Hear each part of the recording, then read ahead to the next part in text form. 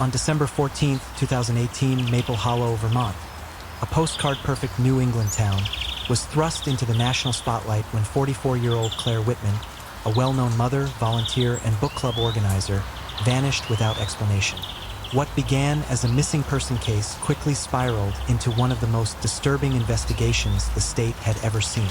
Claire left her home around 7 p.m. to deliver holiday cookies to a neighbor. She never made it. Her SUV was discovered the next morning on a desolate forest access road. Keys in the ignition, door ajar. No signs of a struggle. The scene looked staged, but investigators couldn't yet prove it. Locals feared a predator had struck in their quiet community for the first time. 3 days later, a hiker spotted a partially concealed body under a blanket of snow deep in the forest. Police confirmed it was Claire. The manner of death was brutal, her head missing from the scene, though authorities withheld specific details.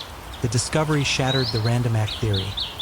Yet investigators were far from understanding the truth. State police and FBI analysts flooded Maple Hollow.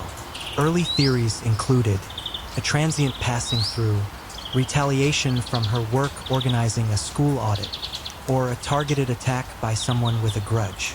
But as investigators combed through Claire's personal life, one detail kept tugging at the edges of the case: her daughter's behavior.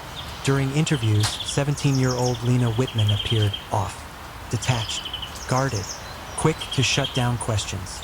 Her reactions didn't fit the profile of a teen whose mother had vanished. Then a classmate came forward with a tip that changed the trajectory of the case. Lena had been hiding a relationship with 28-year-old mechanic Evan Mercer, a man with a violent history and a restraining order in his past. Claire had discovered the relationship just weeks before her death. She was furious and determined to stop it. Investigators brought Evan in. He denied harming Claire and claimed the relationship was casual. He insisted he had nothing to do with the disappearance.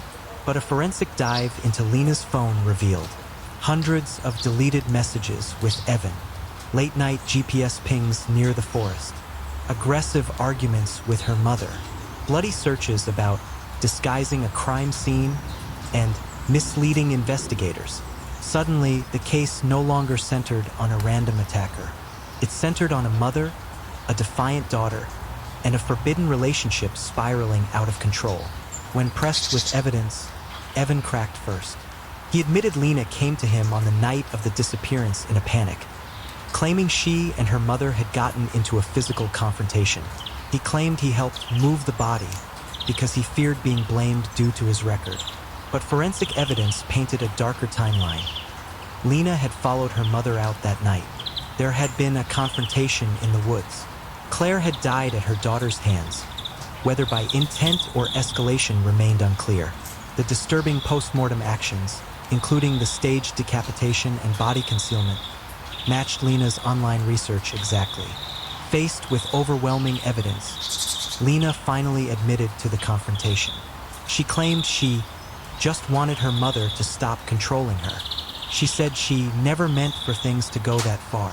But investigators revealed a troubling psychological profile: escalating violence at home, obsession with Evan, erratic emotional breakdowns, prior threats Claire had written about in private journal entries.